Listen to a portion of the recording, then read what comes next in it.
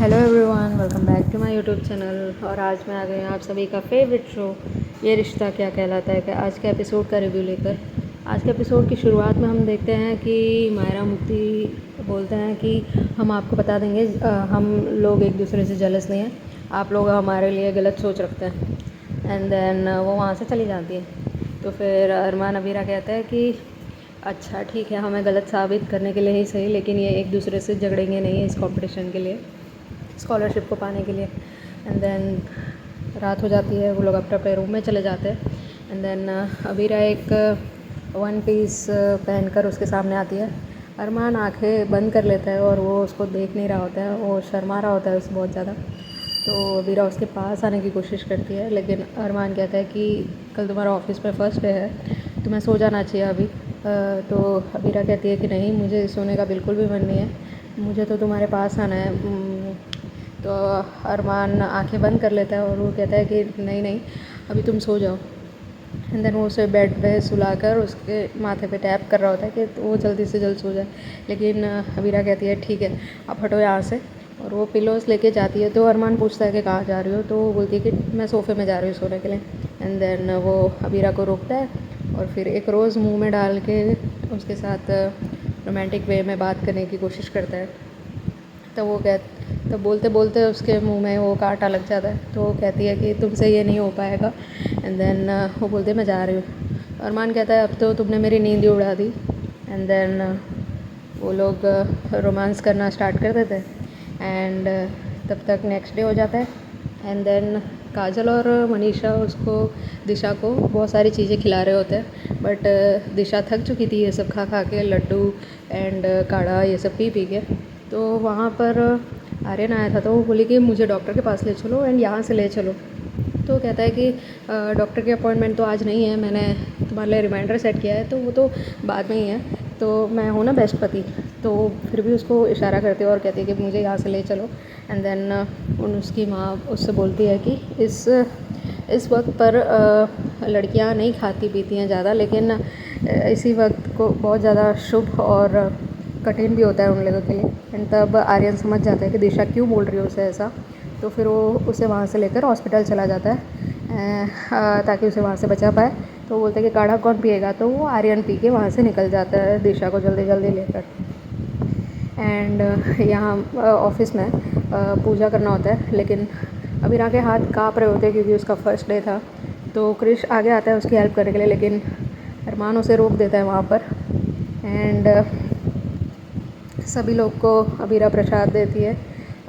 उसके बाद वहाँ पर एक प्यून होता है जो उसके लिए पानी, कॉफ़ी और पेपर लेके आता है। तो अबीरा कहती है कि लाइए, आप इतना सारा सामान क्यों लेके आइए। वो उसे ट्रे लेती है। फिर अरमान उसे रोक के उसे बोलता है कि हमारा एक इम्पोर्टेंट कॉन्फ्रेंस कॉल है, तुम चलो मेरे साथ। फिर उसे वो रूम में लाकर उसे समझाता है कि यहाँ पर तुम एक बॉस हो और वो एक एम्प्लॉई है। तो अबीरा कहती है इसका मतलब ये नहीं है कि मुझसे बड़े लोग मेरी हेल्प करें और मैं मतलब ये सब देखती रहूँ, ये मेरा मन नहीं मानता। तो बोलता है ये सब जो पंक्चुअलिटी, मतलब ये जो बिहेवियर है ये घर के लिए सही है, लेकिन ऑफिस के लिए नहीं है। यहाँ पर तुम उनके लिए एक बॉस हो और वो तुम्हारा एम्प्लॉई है, और वो लोग हमसे पैसे लेकर अपनी ईमानदारी के साथ काम करते हैं। और ज़्यादातर केसेस में ऐसा होता है कि अगर एम्प्लॉय बॉस बहुत ज़्यादा अच्छा हो तो एम्प्लॉय उन लोगों का फ़ायदा उठाते हैं। एंड फिर वो समझ जाती है। फिर डोर नॉक होता है, तो फिर वो अपने सीट पे जाके बैठ जाती है।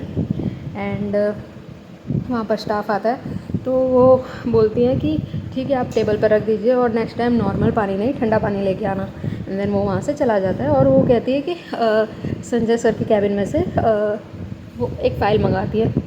तो वो जैसे ही जाता है तो अरमान उसके पास आता है और वो कहता है कि मैंने तुम्हें बॉस बनने की ट्रेनिंग दी है, तो मुझे मेरा गिफ्ट चाहिए। तो फिर वो अपना चीक्स दिखाता है अबीरा को। तो वो उसे धक्का मार देती है, बोलती है कि मिस्टर पोदार, तुम ऑफिस में काम करने आते हो या रोमांस करने आते हो।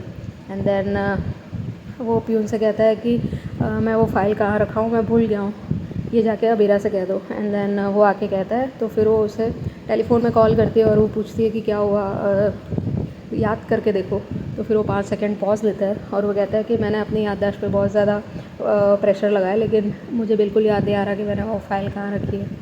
दूसरी तरफ हम देखते हैं मायरा मुफ्ती एक दूसरे से झगड़ा कर रहे होते हैं, क्योंकि वो लोग सेम ही टॉपिक पर स्कॉलरशिप के लिए प्रिपेयर कर रहे थे। तो वो लोग बोल रहे थे कि ये ना ये छोड़ रहे ना ये छोड़ रहे। ऐसा समझाती है कि अगर तुम दोनों एक सेम टॉपिक लोगे तो फिर फोकस तुम दोनों पे ही आएगा, एंड देन टीचर्स भी तुम्हारे टॉपिक पे ज़्यादा फोकस करेंगे। एंड फिर उन लोग पीछे से बात कर रहे होते हैं कि कौन जीतेगा, मायरा या मुक्ति।